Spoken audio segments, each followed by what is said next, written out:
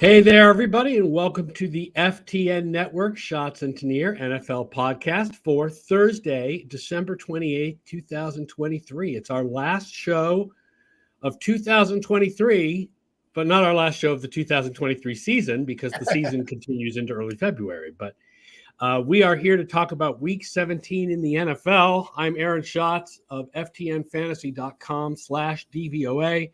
He is Mike Tanier from themessenger.com.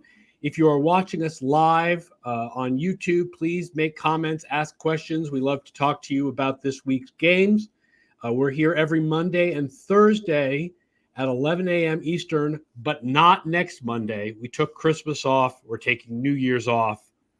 So next week, again, there will only be a Thursday show, but we're here this Thursday to talk about this weekend's games. But before we do, I saw an interesting tweet about the Russell Wilson benching that pointed out that Russell Wilson has better stats than Patrick Mahomes if you look at yards per attempt, passing touchdowns. I'm trying to remember the four stats that they used: passing touchdowns, yards per attempt, completion percentage, I think, is his, and rushing touchdowns. Okay. And you know what is missing from that comparison? Sacks, SACKS. I'm not being dirty. Sacks and sack rate are missing from that equation. And both of the quarterbacks who were benched in a high-profile way this week, Sam Howell and Russell Wilson, have very high sack rates this year, which can make the rest of their statistics look a little misleadingly good.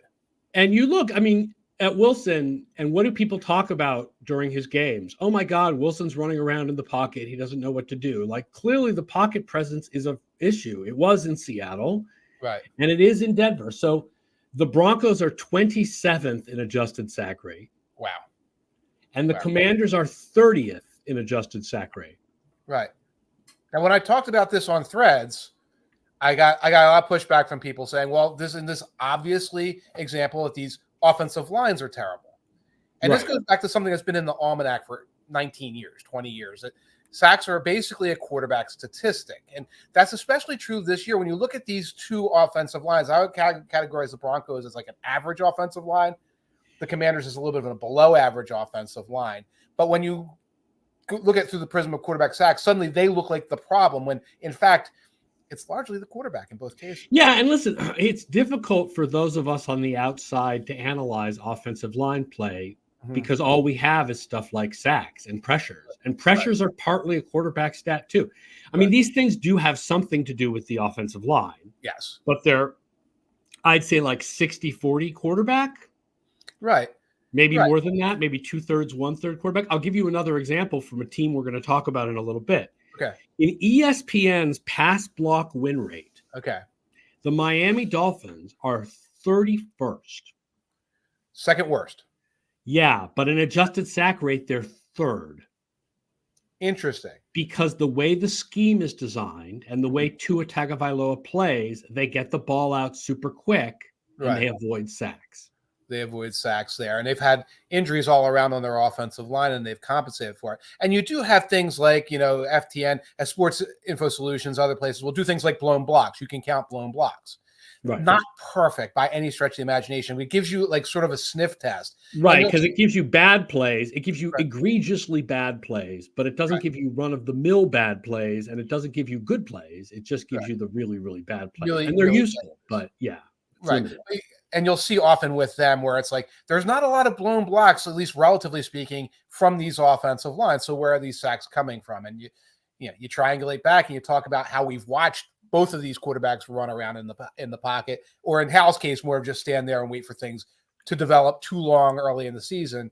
You can see that culpability where it goes to the quarterback. Another thing I'll point out, and this is something the way you studied this years ago, was by comparing two quarterbacks playing behind the same line and seeing how much differential the quarterback makes, more so than even saying, well, a tackle's hurt or a center's hurt. The quarterback is the one who really drives that variable. Now, listen, I think that if you're going to say to me that based on trying to win football games, that Jarrett Stidham is better than Russell Wilson right now, you're crazy. Right. Russell Wilson is average Yeah. this year. Like some of his stats look good, and then you add in the sacks, Right. and then he's average, right? He's Right. mediocre. The problem is that they're not paying him to be mediocre, No. and that with his age, it's likely that he will decline further in the future. So they don't want to pay him in the future, and they don't want him to get injured and activate an injury guarantee, and that's why he's being sat. The idea that Sean Payton actually said that they're switching things up to try to get the offense going is so ludicrous. Right. Right. It's a Like based on actual play, Russell Wilson does not deserve to be benched. Not at all. It's a cost benefit analysis thing where the future with Russell Wilson does not look particularly bright. And it's Sean Payton being somebody who likes to play the angles a lot, trying to set this up to prepare to move on to a different quarterback. And the stories you hear that they've been trying to get Wilson to waive the injury clause for weeks and weeks and weeks and threatening him with benching. This is an attempt to push somebody out of town. You don't go at somebody and say, hey, waive something off your contract, take something off of your contract or else, without saying we're here to poison the relationship. You know who is never going to live for taking that out of his contract? Who? The NFLPA. Yes. They're never going to let that happen. Right. And even if he said, I will waive this personally, that would be an issue. But all they're saying is, we're trying to make this toxic for you, Russell. We're trying to make this toxic for you. And now they've done that. So the question is, who wants to take him next year? Because, I mean, I can tell you as a fan of a team that needs a quarterback, I don't want him. Right. No, you don't want. What's he going to do in New England? Do you know the kind of team that can use Russell Wilson is a team with a good defense that has a mid-level pick. So they're not necessarily going to get one of the top quarterbacks. Right. Maybe a well-known offensive-oriented head coach who might be able to get the best out of Wilson that you could possibly get out of Wilson. Who do you have in mind? That sounds a lot like the Denver Broncos. Right? Because if you're the Patriots or Washington, you want a young quarterback. Yes. Yeah. You can't get a guy that's trending down at this point. Like right. So there's no really good fit for him at this point. This is the point where you should say he's looking more like a backup or custodial quarterback. Good luck going to Russell Wilson and saying that, or good looking value for him in a trade from some team that says, yeah, we'll give you a third and fourth round. Oh, there's no trade. He's getting cut. Right. And the cut is going to be poisonous for them from a cap standpoint. But we could see all of this happening in April, in May. The only way it wouldn't happen is if Wilson went out there and balled out. Yeah. And of course, that is not what he has done. All right, let's talk about this week's games. We'll start on Saturday night with the 11-4 Lions against the 10-5 Cowboys. So the Lions win, and then they get the 1 seed 17% of the time and the 2 seed 63%. If they lose, they're basically guaranteed the 3 seed. Okay. The Cowboys, if they win, have a 32% chance to win the division. Okay. If they lose, they're basically guaranteed the 5 seed. Now, think about for a moment, Eagles and Cowboys fans, what the 5 seed means. It means you visit the Tampa Bay Buccaneers or the New Orleans Saints or the Atlanta Falcons in the playoffs. This is not a terrible purgatory to wind up in because it's an opportunity to get that first win. But you would obviously prefer to win the NFC East and be in a position where, especially when you get up to the seeds where you're getting visited by, say, the Packers. Or getting visited by the Rams. That's what you'll want there. Lions defense seriously in decline. Oh, yeah. Right now, they're 4th against the run, but 16th against the pass, and that pass defense has been declining the last few weeks. I'll give you an example. My new cornerback coverage DVOA. Ooh. Jerry Jacobs, minus 39% through week 8. Okay. Plus 70% since. Plus is bad for new readers. Plus is bad for defense. Yep. Right. Yeah. Wow. That is intense. And I kind of look at the Lions and the Eagles and to a degree the Cowboys, and they're kind of the same team right now. Especially the Eagles and Lions, the middle of that pass defense is horrendous. And you look at it and say that the middle of that pass defense it's not Super Bowl worthy by any stretch of the imagination. And they can beat Nick Mullins and everything, but like when they come into those bigger games, it's going to be tricky for them. I think the difference is the Cowboys are very good on the outside. Mm-hmm. The Eagles are kind of good on the outside.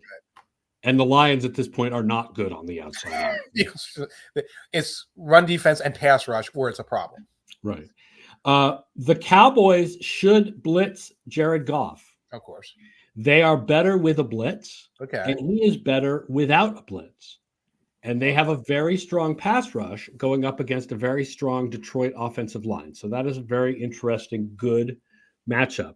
Dak Prescott is also better without a blitz, but the Lions defense is better without a blitz. So there the strengths match up. Yeah, they need their guys in coverage. Yeah. They definitely need their guys in coverage to survive. Couple of injuries, by the way, on the Cowboys offensive line to keep an eye on. Now, it's officially a rest day for Zach Martin, but there is some question about whether Tyron Smith is going to be available. He did not practice on Tuesday or Wednesday. I don't think they're practicing yet today, but injuries on the offensive line, again, is a factor to keep an eye on for the Cowboys against a good front four for the Lions. Yeah, the Lions have a good front four. The Cowboys have a great front four. Yes. So, but the Cowboys have those injuries on the offensive line. I think the Lions' offensive line is mostly healthy. Yeah, their injury report is real light right now. Cowboys' coverage weaknesses are middle and deep, which are good areas for the Detroit offense. Amon-Ra St. Brown working in the middle. Sam Laporta working in the middle. Yeah. Absolutely. Yeah. And then again, that's why I look at this. There's like the Lions kind of want to funnel the ball to Amon-Ra on the tight end. The Cowboys try to funnel it more or less to CD. I almost said CD Lamb and their tight ends. So there's even like a little similarity there in terms of how their offenses are structured. CD-ROM. Space Night. CD-ROM Space Night. Marvel Comics before and after. I love it. I have written down here my Mike Tanier go to bed special. Good. Both of these offenses are better in the first half of games, and the Cowboys defense is much better in the second half of games. Okay. So first half over 26.5. Play it. That is my Mike Tanier go to bed. I love that my brand is going to bed early. That's fair. I'm entertaining guests on the 30th. I'm going to be watching this game in tape delay, but I might still play it because I can keep a track of that. I need to have a Saturday night to be social because the next couple Saturday nights, I mean, exactly. You get to the playoffs and it's football, baby. That's exactly right. And Sunday we are working. Well, New Year's Eve, at least I'm going to be working. New Year's Eve is a work day, yeah. Yes, it will be a work day.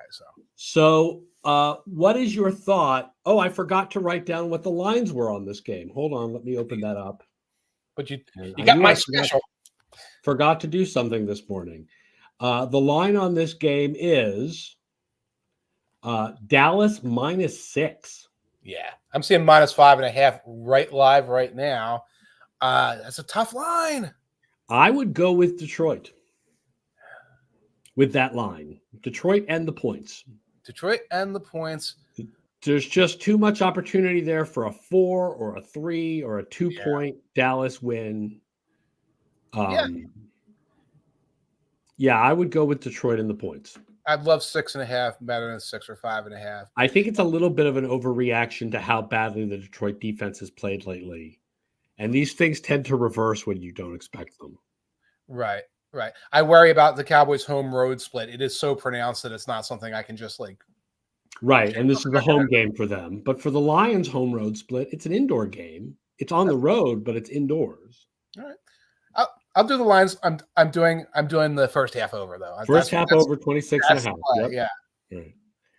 All right. Let's talk about the biggest game of Sunday. Miami Dolphins 11-4 at the Baltimore Ravens 12-3.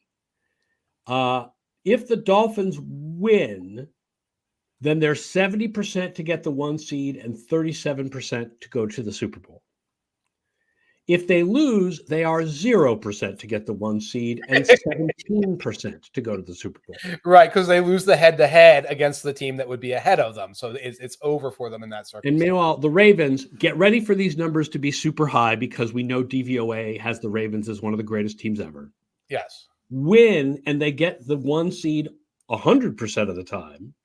And they go to the Super Bowl 63% of the time. 63% of the time. Now, that just seems It seems a little off. I A little agree. over, yes. But One of not, my projects for the offseason is to figure out if we have strong teams too strong.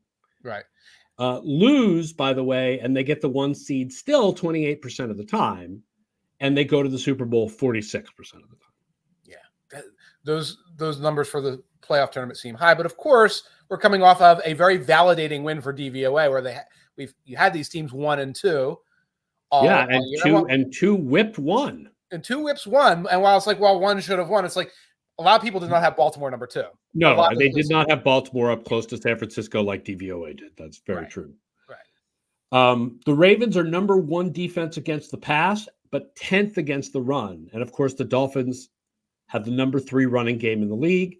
And the Ravens are particularly weak against runs to the left. And Miami's best numbers are running to the left.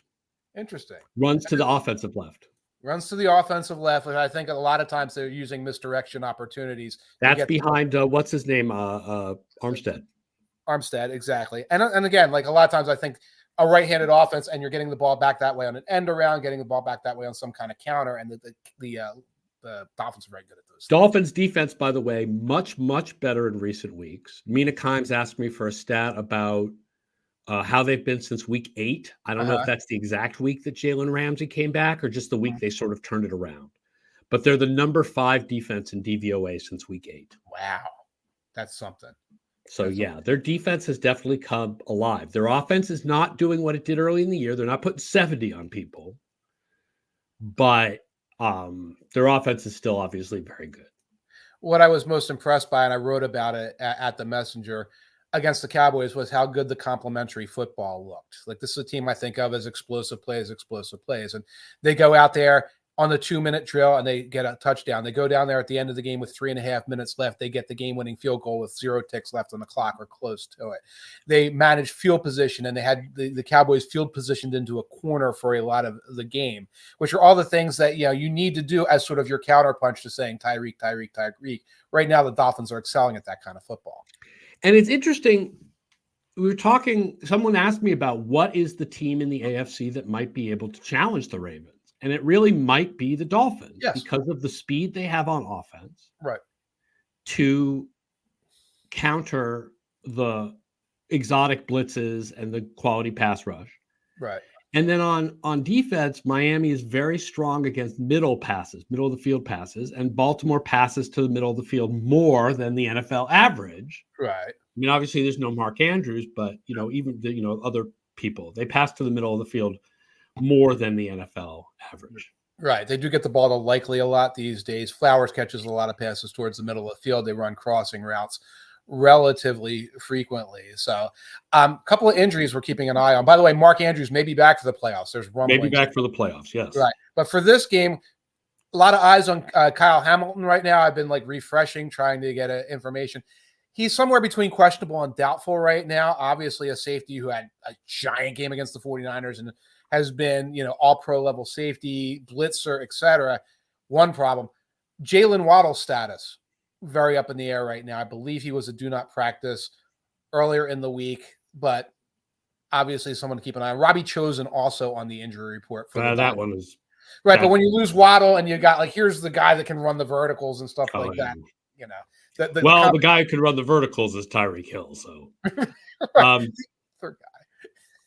I will say, we're talking about the Ravens offense versus the Dolphins defense, the cornerback DVOA. Here are the cornerback DVOA numbers for Miami. So let's play find the correct cornerback. Okay. Ramsey -34. No. Howard, who I think is injured right now, -7. He has been injured. I don't know what his status is. Okay. Kader Kohu +30. Eli Apple +45. The answer is always Eli Apple. So stay away from Jalen Ramsey. And Baltimore can do that because there's no one receiver who's like the go-to receiver for Baltimore. So they can stay away from Ramsey. Yeah. Wherever they put Ramsey. I'll put Ramsey on Beckham, we'll go to Flowers. I'll put Ramsey on Flowers, we'll go to Beckham. We'll go to Aguilar. We'll go to Bateman. The other guy, Bateman. Yeah. Bateman. They'll spread the ball around. Yes.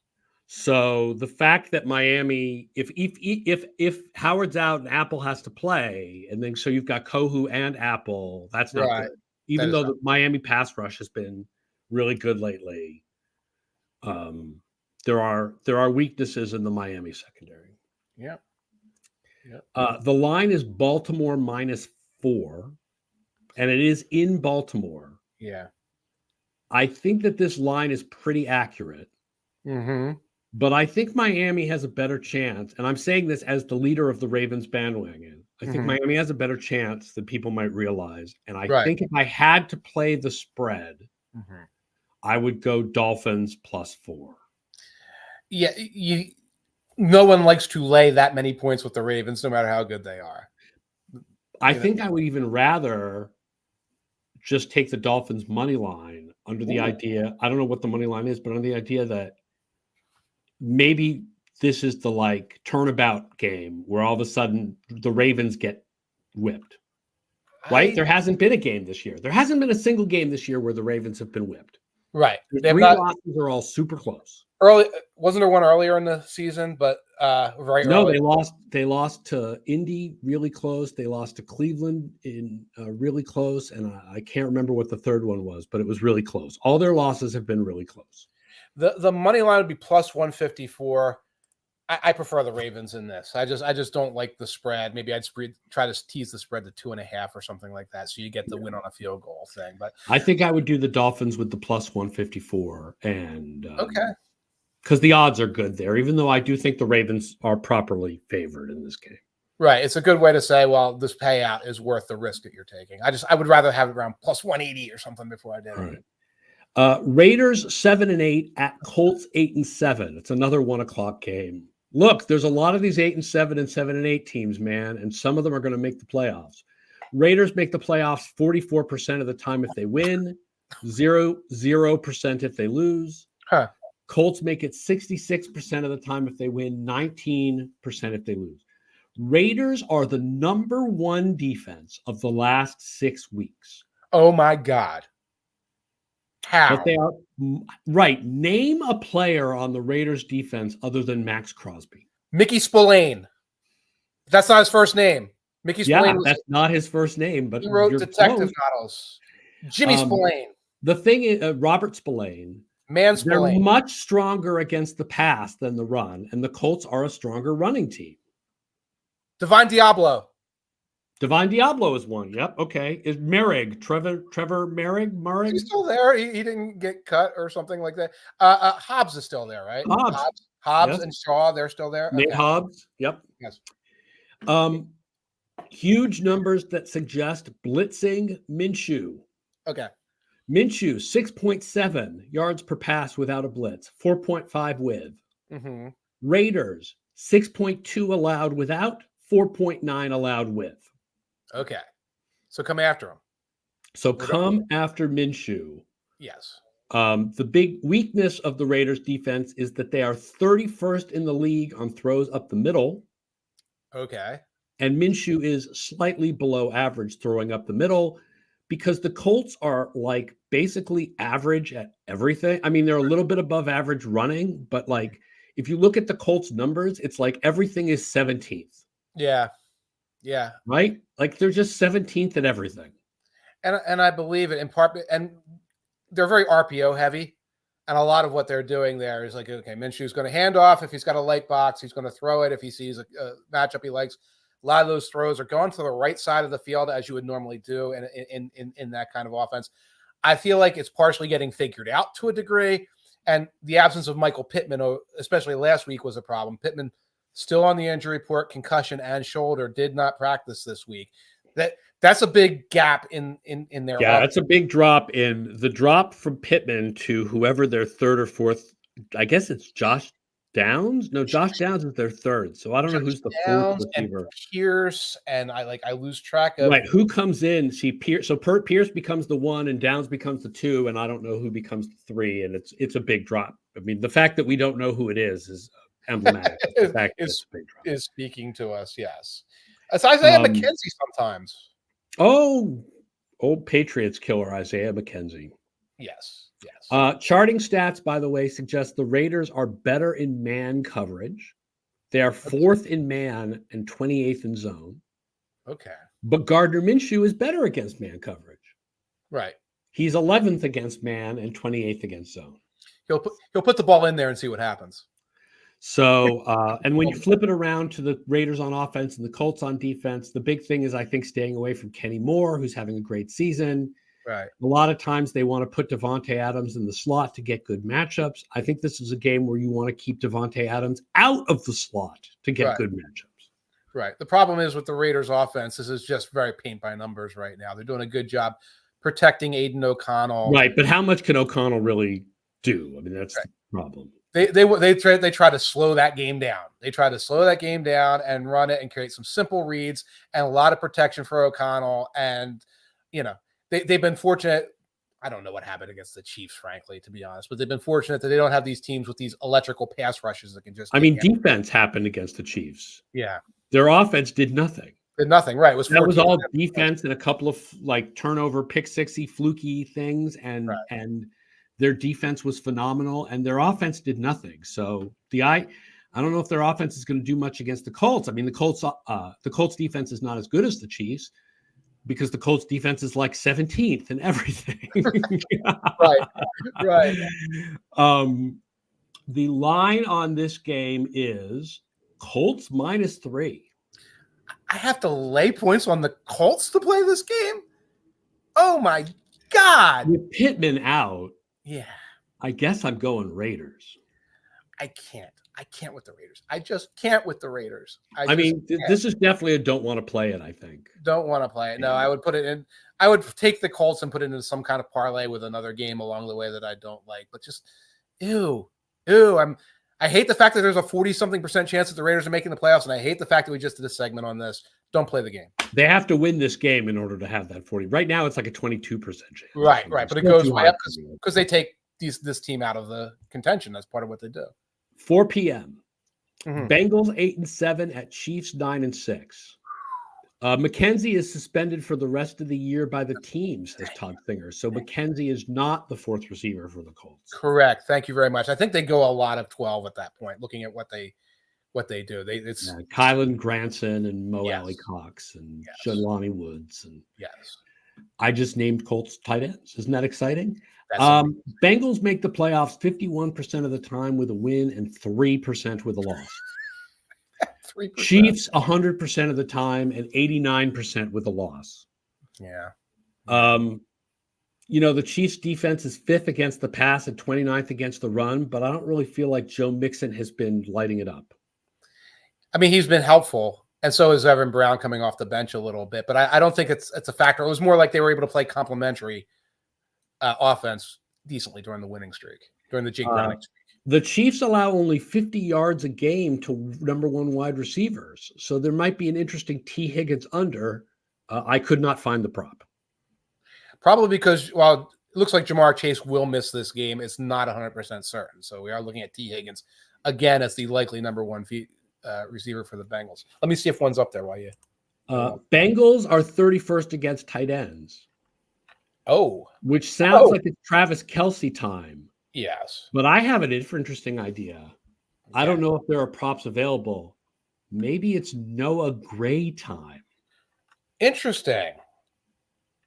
I got to think his prop would be something like 10 yards or something, if it's available. I don't know. Or he'd be a really interesting. I think Noah Gray is a really interesting, like $3,000 DraftKings play. Here we go. Oh, yeah, you're right. I can see that. Noah Gray, it's over 11.5. Yeah. Whereas Kelsey's way up at 62.5. There is almost nothing up here for the Bengals, so I think that the house is looking at Jamar Chase. Doesn't know if Jamar Chase is playing. Right. Yeah. The Chiefs' offense is only 16th in the league on first down. Okay. That's where we all get frustrated with them. Yes. But they are 3rd on second down and 5th on third downs. And the Bengals defense is 31st on first downs. Okay. That's a weird combination of matchups, though. It's hard to. I mean, I've been saying all year about the Chiefs, and I said it on Twitter this week. And after, Mahomes played badly against the Raiders, right? Okay, so their offense is better than people realize. Right. In all the standards, in all the advanced stats, by the way, not just DVOA, but they're sixth in DVOA. Wow. And Mahomes has basically willed that into being. Yes, right. Yes. Like, the fact that they are that high is like, Mahomes has willed that into being with some help from the interior offensive line and from Kelsey, who still got it. Yeah, and Reed. Not quite as good as the past, but pretty good. Right, and Reed. But every negative thing you want to say about those wide receivers, you can go ahead and say it. It's true. It's all true. I'm okay with it. Yeah. It's all true. The line on this game is Kansas City -7, which doesn't sound like they think Jamar Chase is playing. No, that's a no Jamar. And that's Jake Browning, we get it. He had his couple of good weeks, which is kind of how this season has gone with backup quarterbacks. Another week has passed and he's still awesome. Maybe he's here comes that extra week and it falls apart there. But man, again, Chiefs -7. Yeah, that's a pretty big line to go Chiefs. I would go with the Bengals. Would you go with the Bengals +7? Bengals backdoor cover / it's a 4-point win, 3-point win. The Chiefs are just hard to square. Trust. Yeah, hard to trust. Hard to trust, certainly at that level where it's like, they're just going to back up quarterback for the other team. No Jamar Chase, they're going to roll. It doesn't feel that way. It does not feel that way at all. All right. One more game to cover. This is the New Year's Eve night game that will keep Mike and me from having a social life. The Green Bay Packers at 7-8 at the Minnesota Vikings 7-8. This is the most important game of the week for playoff odds. Essentially, whichever team wins has a 50-50 shot at the playoffs, and whichever team loses is done. That's legitimately exciting. Lose and you're out. Lose and you're out. There's like a tiny chance the Vikings could make it in if they lose this game. But basically, it's lose and you're out. Right. And that keeps the stakes at a place where I will not be gritting my teeth and wondering why I'm not watching Ryan Seacrest. Actually, scratch that. I wouldn't watch Ryan Seacrest anyway. You can still watch Ryan Seacrest. This game will be over by 11:30, and we turn That's on the true. ball and whatever. You want to kiss your wife at midnight, but we're not going out anywhere. We're staying in and we're working. Absolutely. Both of these teams are better passing than rushing. Yeah. Which I is think shocking. even with Nick Mullins at quarterback, the Vikings have just not been good running the ball this year. Right. I was stunned to see Nick Mullins with positive DVOA. Did he? He has positive DVOA. He's at like 5.1%. Now, part of it is his completion rate is super high. And part of it is that Justin Jefferson has been elbowing people aside to catch passes for him. Right. It's not that Mullins is great. It's that Jefferson is great. Useful Title points out that if you want to bet the coin toss in this game, Jair Alexander will not be there to mess it up. And that is Green Bay's best cornerback. So they are hurting themselves by taking out their best cornerback for this game. He's been like on that injury report place for like so many weeks. I've just been frustrated. Maybe this is the week Alexander comes back. I'm kind of glad we have a resolution on that. Vikings are particularly bad against passes in the short middle. Worst DVOA in the league against the short middle. When you're always blitzing or sending 8 back, I know. Yeah, you're sending guys back. So what happens is that with the snap, they're not in the right place to cover. And like Ivan Pace is a great story, but you've got an undrafted rookie covering the middle of the field. Right. The Vikings love to blitz, of course, and Jordan Love struggles against the blitz this year. Okay. But in the first Packers-Vikings game, the DVOA was similar, blitzing and not blitzing, with a lower success rate without a blitz, but fewer yards per play with a blitz. So it didn't really get to him too much in the first game between these teams, but for the season, the blitz has definitely gotten a love. And it wasn't exactly an offensive explosion either way for Jordan and the Packers in that game. I think he's improved a little bit at finding his hots or like not just panic ejecting the ball against the blitz, though. So Mullins, of course, likes to hold on to the ball late into the play and then launch it deep because you only live once. And he'll be launching it deep without TJ Hawkinson. I know, which is a serious bummer for my fantasy team, which desperately needs a win to win the championship. Okay. No TJ Hawkinson for me. Who's your other tight end? Pat Freiermuth. Mason Rudolph, Yeah. design screen. Minnesota -2. I can't. This has to be the end of the Vikings' magical juggling act of the season. It just has to be the end of it. Okay, Hawkinson kept them alive offensively for like a lot of that Joshua Dobbs era when Jefferson was out, etc. Now you remove him from a team that likes first down, doing the boot to the tight end, that likes trying to manufacture plays for the tight end. You take him out of that. I know Jefferson's back, but still, I got to go Packers on this one. Got to go Packers. I'm with you on the Packers. 99 Asian says game is win-win for Packer fans. Win, and we have a shot at the playoffs. Lose, probably by giving up a ton of points, and we are assured that Joe Barry is gone after the season ends. I was trying to defend Joe Barry, and I do the joke that Packers fans, it's December, and it's time for you to hate on the defensive coordinator, no matter who. Yeah, but this time it's legit. I mean, they if you take out the Week 9 game against Brett Rippon, which mixes up DVOA because DVOA thinks that game was against the Rams and therefore thinks that they did a great job. Right. If you take that game out, they're the worst defense in the league by weighted DVOA. So it's gotten worse in recent weeks. And I was reminded that they coughed up a 2-touchdown lead against the Falcons, which is a good reminder. Even if they're not the worst, right? Like, it's not a great calling card for you to be like, better than Washington. Yes. Better than the team that traded everybody and is firing everybody. That's not, that's so, but we both agree anyway, despite the defensive problems, we both agree Packers +2. Right. Packers +2, which probably means the Vikings will win, but we'll see. Of course. And they'll win a close game, and it'll be very late at night. All right.